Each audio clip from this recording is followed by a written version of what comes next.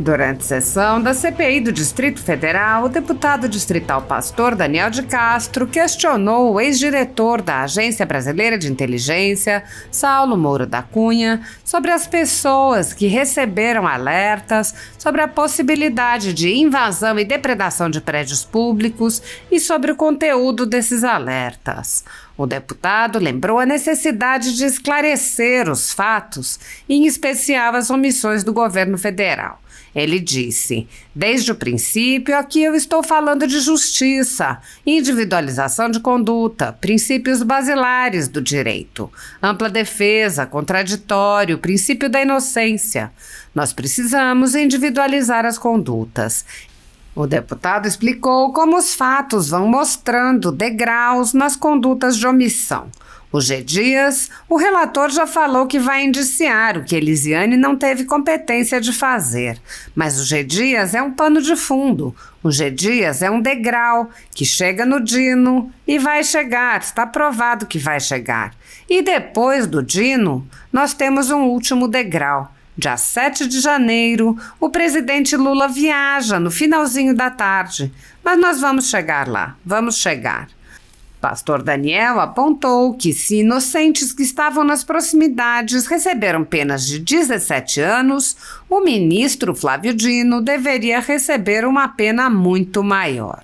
Pastor Daniel de Castro relembrou fatos que já foram revelados na CPI e na CPMI, mostrando, por exemplo, o depoimento do general Dutra, que confirmou que os atos nos prédios públicos não foram feitos pelas mesmas pessoas que participavam dos acampamentos próximo ao QG.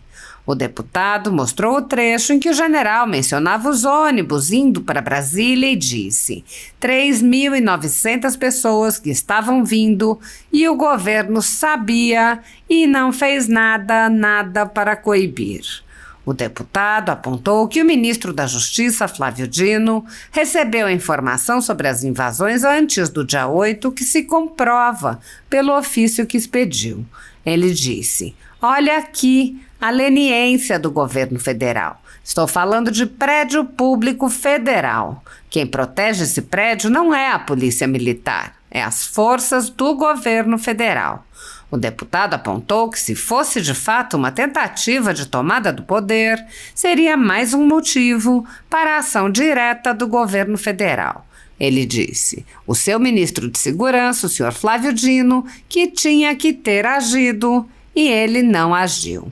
Pastor Daniel de Castro mostrou uma série de documentos mostrando o pleno conhecimento que as autoridades do governo Lula tinham sobre o que aconteceria, bem como mostrando suas omissões, e resumiu a questão.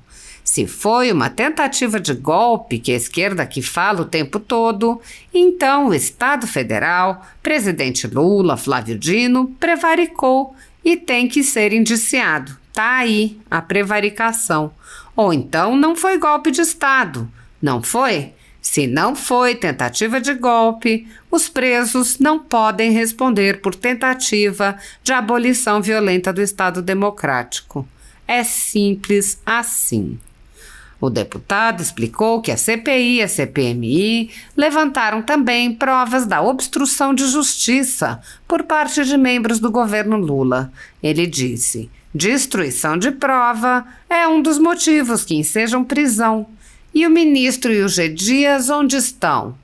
Aí nós chegamos no penúltimo degrau.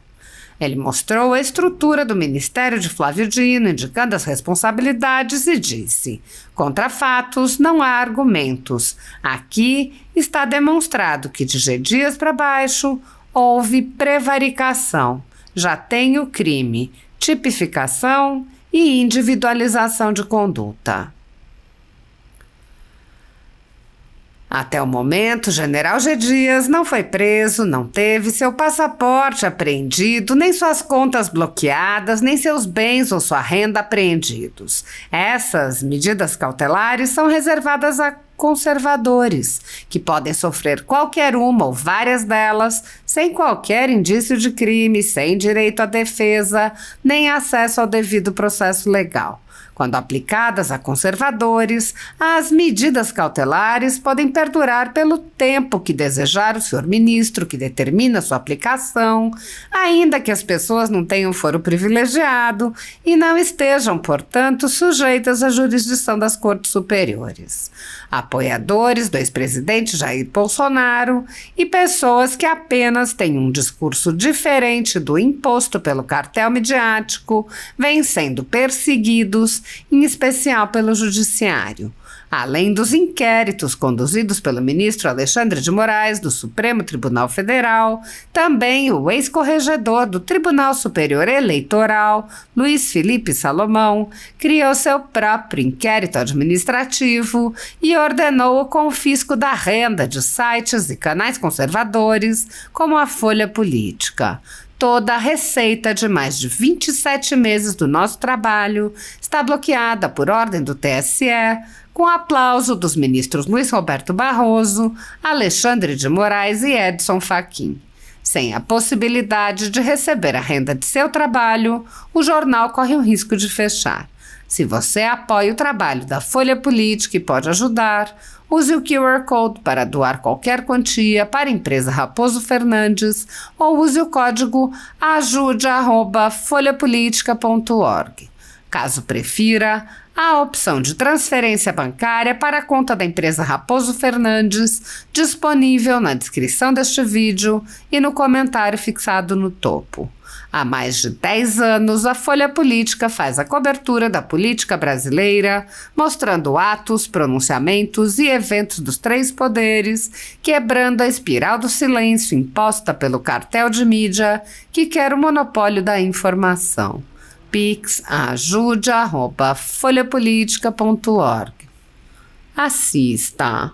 Obrigado, presidente. De uma forma geral, cumprimento Vossa Excelência, todos os deputados e deputadas que aqui estão, os nossos assessores, aqueles que nos assistem, a TV Câmara Distrital. Quero ser bem rápido, porque tem muita coisa importante. Estamos chegando ao final da CPI, desta CPI aqui do Distrito Federal, que eu sei que não será igual à CPI do Congresso Nacional, tudo para baixo do tapete. O governo não queria, mas quando assumiu tudo e não deixou investigar nada. E só indiciou direita. Mas eu quero começar com um versículo da Palavra de Deus em São Mateus, Evangelho de Jesus Cristo, segundo escreveu Mateus, capítulo 5, e verso 6, que diz assim: bem-aventurados os que têm fome e sede de justiça, porque eles serão fartos. Quem me conhece, desde o princípio aqui eu estou falando de justiça, individualização de conduta, princípios basilares do direito, ampla defesa, contraditório, princípio da inocência. Nós precisamos individualizar a conduta. E eu sou tranquilo, que eu venho fazendo uma cadeia. Eu não vim aqui de qualquer maneira. Eu vim estudando todos que passaram por aqui. E Vossa Excelência, tal como o Hermeto, faz parte de um pedido meu para que estivesse aqui, que eu entendo. Vossa Excelência chega no topo de uma escada que, na minha cabeça e na minha preparação com a minha assessoria, que são advogados, e aí cumprimento vossos advogados, nós viemos fazendo um caminho que nós vamos chegar. O deputado que me antecedeu, ele está quase como a mãe de Ná, tentando adivinhar o pensamento na nossa cabeça. Nós não estamos falando de G. Dias, não. G. Dias, o relator, já falou que vai indiciá-lo. O que a Lisiane Gama não teve a competência de fazê-lo. Mas G. Dias é um pano de fundo, deputado. Do G. Dias tem outro degrau que chega no Dino. E vai chegar. Está provado que vai chegar. E depois do Dino, nós temos um último degrau. Dia 7 de janeiro, o presidente Lula viaja. Finalzinho da tarde. Mas nós vamos chegar lá, Quero dizer para Vossa Excelência que não é G. Dias não, G. Dias é só um pano de fundo. Até porque no indiciamento dele, se inocentes, que dizem Vossas Excelências que pegou 17 anos, eu acho que o Dino no mínimo pega daí para lá. Ele não, naquela idade não vai aguentar só, não vai aguentar. Ele vai abrir o bico, ele vai ter que falar. Porque nós começamos, Vossa Excelência bem disse aqui, está aqui o relatório, e eu falo desde sempre desse relatório, por isso que eu fiz questão, Vossa Excelência. São 33 alertas. 33 alertas. Quem teve acesso a esses alertas? Apesar que está aqui. Mas o governo federal teve acesso. O Ministério da Justiça teve acesso. Polícia Federal teve acesso. Flávio Dino teve acesso. Governo do Distrito Federal teve acesso. E por que aconteceu o que aconteceu? É aí que nós estamos nesse caminho para chegar lá. Por isso que eu falo muito da justiça. Porque é fácil querer imputar tudo para a direita. Como a gente vê aqui, a esquerda é santa nesse processo. Eu nunca vi tanta santidade como na esquerda. Santado, aliás, nem acredito em Deus, vai ser santa onde? Nem aqui, nem na Cochichina. Senhor Saulo, a ABIN monitorava o acampamento em frente ao QG do Exército? Um bate-bola, bem rapidão, se puder, por favor. Eu não vou usar o verbo monitorar. A ABIN acompanhava o acampamento em frente, não só em frente aqui ao QG, como acompanhava os vários acampamentos que aconteciam do ponto de vista estratégico, mais uma vez. Ok, mas importante saber. Conforme o seu depoimento da CPMI, a ABIN emitiu 33 alertas entre o dia 2 e o dia 8 de janeiro. O senhor confirma essa informação? Confirma? Confirmo. E a quebra do meu sigilo... Quais órgãos federal receberam esses alertas, por favor? Num primeiro momento, os alertas foram emitidos para os Centros de Inteligência das Forças Armadas, CIE, SIM, CIAR, para a Diretoria de Inteligência da Secretaria de Operações Integradas do Ministério da Justiça, para o GSI, havia um representante, e para a Agência Nacional de Transportes Terrestres. Depois, num segundo momento, quando é criado a Célula Integrada de Inteligência de Segurança Pública, para todos aqueles órgãos que estavam nessa célula. Isso incluía Polícia Militar do DF, Polícia Civil do DF, as Secretarias de Segurança das Polícias Legislativas da Câmara e do Senado, Polícia Federal, a própria Secretaria de Operações Integradas do Ministério da Justiça, GSI, entre outros.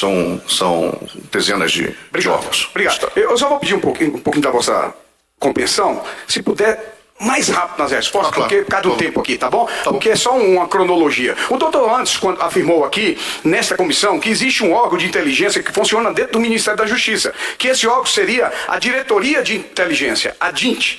E no portal do Governo Federal consta a informação de que uma das suas atribuições da DINT é planejar, coordenar, integrar, orientar, supervisionar, como agência central do subsistema de inteligência e segurança pública, as atividades de inteligência e de segurança pública no âmbito nacional. O senhor pode nos dizer se existe uma linha de comunicação direta entre a ABIN e a DINT?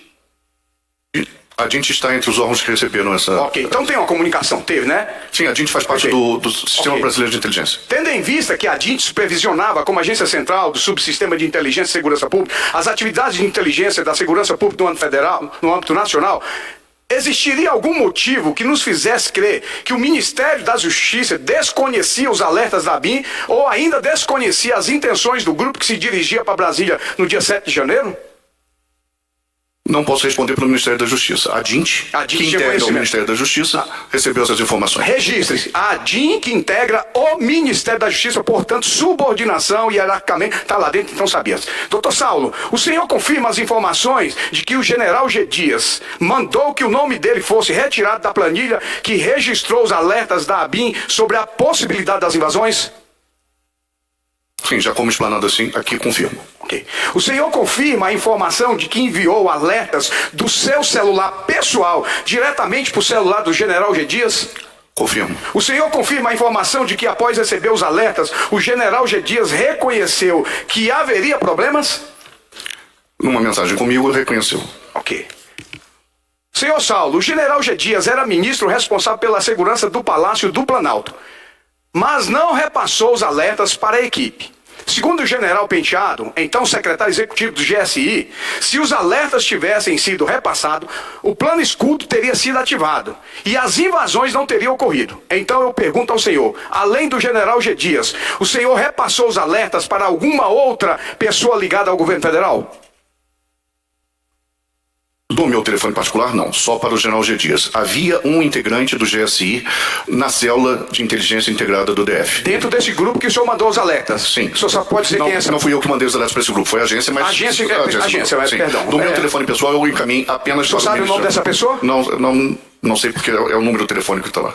Não, o nome dessa pessoa do GSI que estava lá? Sim. O senhor sabe quem é? Não sei quem é. Não conheço essa pessoa, mas havia um representante. Senhor Saulo, institucionalmente falando, a ABIN é subordinada a quem? Hoje, a Casa Civil da Presidência da República. Enquanto eu estava lá, ao Gabinete de Segurança Institucional. Quando o senhor estava ao GSI. Hoje, ao Gabinete do Presidente. Não, a Casa Civil. E a Casa Civil é o Gabinete do Presidente? Não, a Casa Civil. O Gabinete do Presidente é outra instância. Em janeiro de 2023, ocupantes dos cargos de direção da ABIN eram pessoas politicamente ligadas ao ex-presidente Bolsonaro. Ou essas pessoas foram escolhidas por critérios técnicos? Em janeiro de 2023... Em janeiro de 2023, ocupantes de cargo da direção de ABIN eram pessoas ligadas ao ex-presidente Bolsonaro ou essas pessoas foram escolhidas por critérios técnicos? Eu não era ligado ao governo Bolsonaro. Eu não era ligado politicamente a nenhum governo. Quando o senhor chegou e as pessoas o senhor levou? Algumas pessoas permaneceram, outras eu troquei, por critérios técnicos. As que o senhor trocou? Algumas eu troquei. As que o senhor trocou, era indicação política do Lula, do Dias ou técnica? Não havia no alto escalão da BIM nenhuma pessoa de fora, na minha época, nenhum servidor de fora da BIM. Eu entendo, mas o senhor levou e nomeou algumas, porque o senhor vem da transição. Sim. Aliás, teve transição?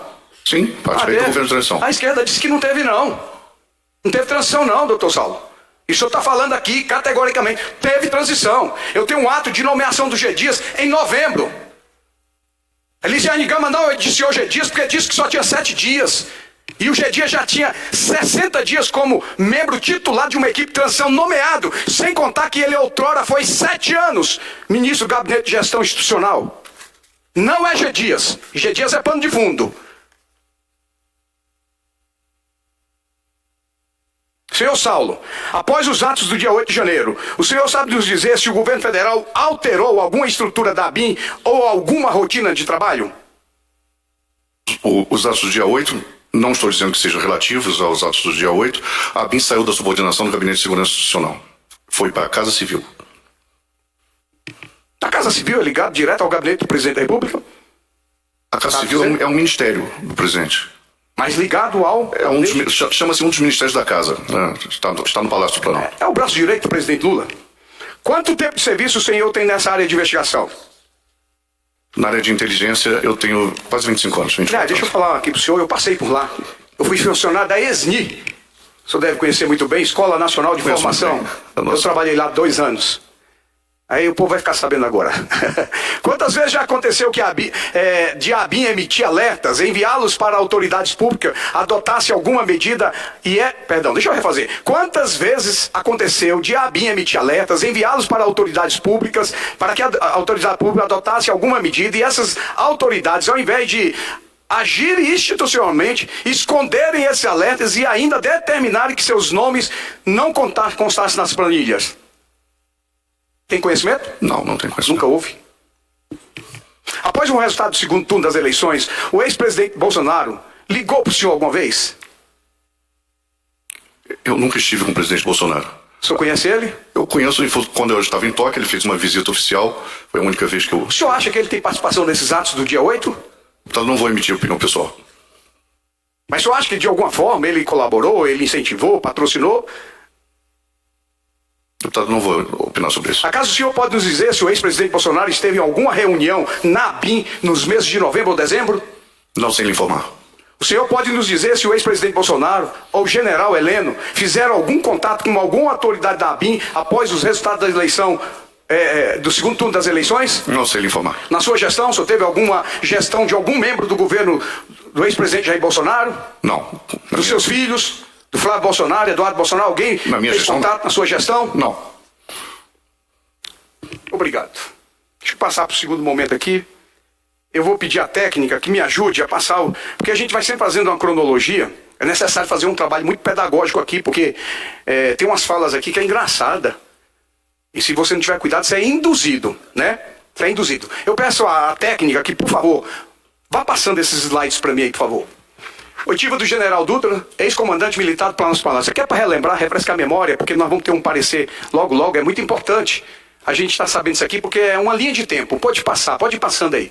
Aí é seu general, né? Pergunta ao senhor, presidente, que vamos esclarecer. Em nenhum momento houve obstrução da justiça, de maneira nenhuma.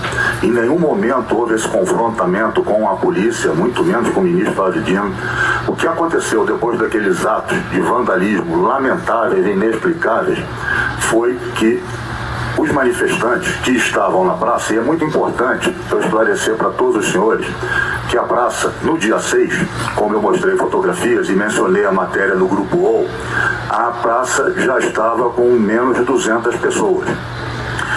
No dia 7, chegaram a Brasília cerca de 120, 130 ônibus para as manifestações do dia 8, que estavam sendo chamadas para a Esplanada e Praça dos Três Poderes. Eram essas o que circulava nas mídias sociais. Pode ir passando. Isso aqui é pra gente. Pronto. Tinha 200 pessoas no acampamento. Olha a primeira imagem, passa a próxima. Esse pessoal não era de Brasília, gente. Esse pessoal veio de fora.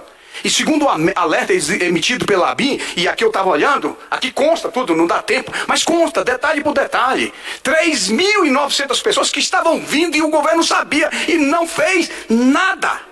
Nada para coibir. O general Penteado disse, se tivesse colocado em prática o plano de escudo, não teria acontecido o que aconteceu. Então alguém, mesmo sendo os manifestantes indo para lá para quebrar, e que vão responder ideia, mas alguém ajudou também. E é do governo federal. Pode passar.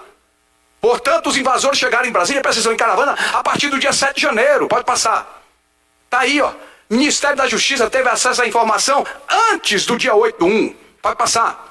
Ofício expedido pela Polícia Federal para o Ministro da Justiça no dia 7 de janeiro. Pode passar. Tá aí o ofício. Passa mais um. Olha aí. Olha aí. Pelas informações coletadas até o momento, o grupo pretende promover ações hostis e dando contra os prédios do Ministério, do Congresso Nacional, do Palácio do Planalto, do Supremo Tribunal Federal e possivelmente entre órgãos como o Supremo Superior Eleitoral. Há informações ainda de indivíduos armados fazendo a segurança dos manifestantes, bem como inúmeros indivíduos dispostos a enfrentar forças de segurança para tratarem, como vem dizendo em redes sociais e aplicativos de mensagem, tomar o poder nessa capital. Olha aqui, a leniência do governo federal. Nós estamos falando de prédio público federal. Quem protege esse prédio não é a polícia militar, é as forças do governo federal. E se é uma tomada de poder, deixa eu te falar, não tinha que comunicar o presidente, o governador de estado, não. Tinha que ter agido o seu ministro de segurança, senhor Flávio Dino, ele tinha que ter agido. E ele não agiu. Pode passar. Olha aí. Olha lá, quem manda isso? Doutor Andrei, delegado de Polícia Federal, que manda para o ministro Flávio Dino. Passa mais uma setinha aí para ver. Olha onde ele manda, dia 7/1. Olha o horário. 18h23. Pode passar. Vamos lá, pode passar aí. Olha lá, tá ali, ó. Invasão da sede da Polícia Federal. Sugere-se, por fim, que grupos de pessoas com o propósito de atentar contra o patrimônio público e privado, bem como a democracia brasileira. Se nós estamos falando de ato de tomada de poder, deixa eu te falar, tinha que mandar ofício pro presidente, pro governador, não. E o fez sábado à noite, às 19 horas. Você sabe o que um governador está fazendo sábado à noite ou domingo? Aliás, e manda ofício, porque não pegou o celular e ligou, vai tomar o poder, por que não fez como deveria ter feito? Pode passar. Nesse ofício, o doutor Andrei sugere que grupo de pessoas com o propósito de atentar contra o patrimônio público ou privado, bem como a democracia brasileira, também seja impedido de circular nesta capital. Pode passar. Até o presente momento, que se sabe é que o ministro da Justiça não ligou para o governador do Distrito Federal, mas enviou um ofício sábado, às 19h58. Pode passar. Qual o teor do ofício do Ministério da Justiça para o governador do Distrito Federal? Passa aí. Passa mais um toque para a gente saber o teor. É o anterior, por favor, o anterior, volta. Tá aí, ó. Olha o ofício aí. Qual o teor? Estou falando de sábado à noite. Pode passar. Pode passar. Pode passar, porque isso aí é mandando para ele.